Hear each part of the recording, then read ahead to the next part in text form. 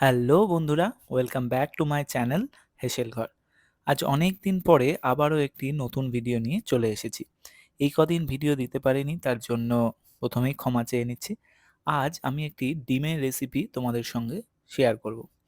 তো এটির নাম হচ্ছে শাক শুখা। এটা অ্যাকচুয়ালি ডিম কারি ঠিক না, অর্থাৎ ওই যেমন অমলেট করে চটজলদি বাড়িতেই বানিয়ে নিতে পারবে এরকম একটি রেসিপি আজ তোমাদের সঙ্গে শেয়ার করব। তো প্রথমেই আমি সামান্য একটু সাদা তেল দিয়ে দিয়েছি, তারপরে তাতে জিরে ফোড়ন দিলাম।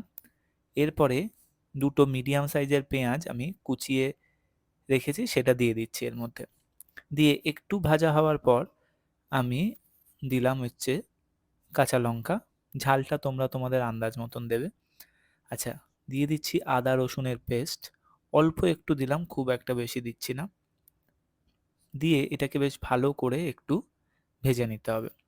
পেঁয়াজটা একটু লাল হয়ে আসলে আমি দিয়ে দিচ্ছি একটা বড় অর্ধেক ক্যাপসিকাম, সেটা এর মধ্যে দিয়ে দিলাম। দিয়ে আবারও বেশ ভালোভাবে এটা নাড়িয়ে নেব। এটা সাধারণত তোমরা সন্ধ্যের স্ন্যাক্স হিসাবেও খেতে পারো, বা রাত্রিরে রুটি লুচি পরোটার সঙ্গেও এটা খেতে পারো।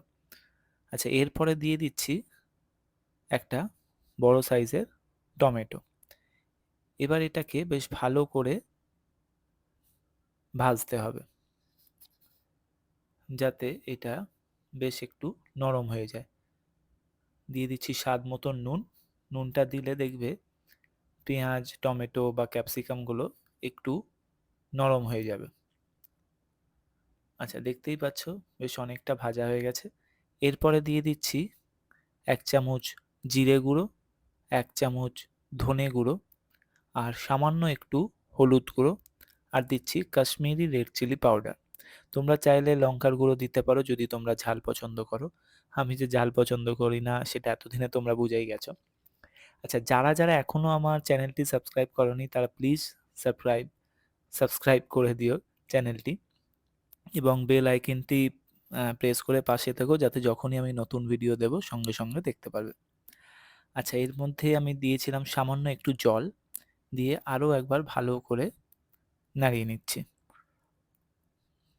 যাতে মশলাটা বেশ ভালোভাবে কষাতে হবে। এরপরে এটাকে আমি ঢাকা দিয়ে দিলাম।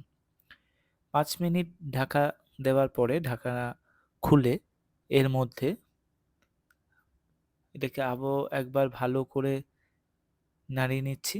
দিয়ে বেশ একটু ছড়িয়ে নিলাম। এরপরে আমি ডিমগুলো এর মধ্যে এক এক করে দিয়ে দিচ্ছি।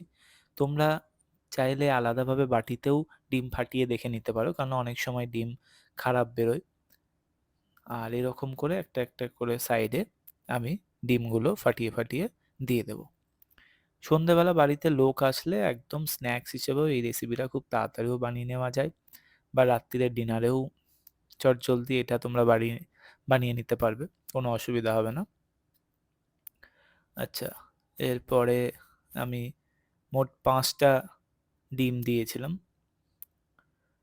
লাস্টের যে ডিমটা সেটা একটু সাইডে চলে এসেছিল বলে দেখতে একটু অন্যরকম লাগছিল। হ্যাঁ, এই ডিমটা একটু জাস্ট দেখতেই পাচ্ছ যে ফেটে গেছে।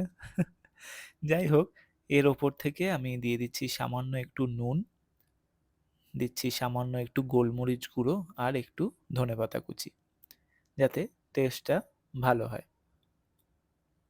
ওপর থেকে একটু করে আমি নুন, গোলমরিচ গুঁড়ো আর একটু ধনেপাতা কুচি দিয়ে দিচ্ছি। এই রেসিপিটা বানানো যেমন সহজ এবং খেতেও কিন্তু বেশ ভালো হয়। অল্প উপকরণেই চটজলদি একটি ভালো সুস্বাদু খাবার তৈরি করে নেওয়া যায়। ওপর থেকে একটু ধনেপাতা দিয়ে দিলাম যাতে টেস্টটা আরও ভালো হবে। আচ্ছা, এরপরে এটাকে আমি ঢেকে দেব।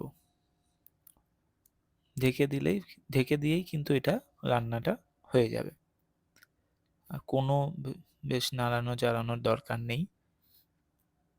হ্যাঁ, এটা ঢেকে দিলেই অল্প করে, তারপরেই কিন্তু রান্নাটা আমাদের কমপ্লিট হয়ে যাবে। ব্যাস, রেডি হয়ে গেল। দেখতেই পাচ্ছ অলমোস্ট রেডি হয়েও গেছে। আচ্ছা, এইটাকে সার্ভ এর মধ্যেই আমি রাখছি। আলাদাভাবে আর অন্য কিছুতে সার্ভ করছি না। তোমরা চাইলে আরেকটু ঢাকা দিয়ে রাখতে পারো। তবে হ্যাঁ, খুব একটা ঢাকা দেওয়ার প্রয়োজন নেই। কারণ এইটা কিন্তু যেমন হাফ বয়েল হয় ঠিক সেরকমভাবেই থাকবে। খুব একটা কুক করার দরকার নেই। ব্যাস আমি এর মধ্যেই এটাকে রেখে দিচ্ছি। আর আলাদাভাবে আমি এটাকে করছি না। তবে হ্যাঁ, তোমাদেরকে জাস্ট একটুখানি তুলে দেখিয়ে দিচ্ছি। ঠিক এই যে এরকম। খেতেও কিন্তু বেশ ভালো হয়।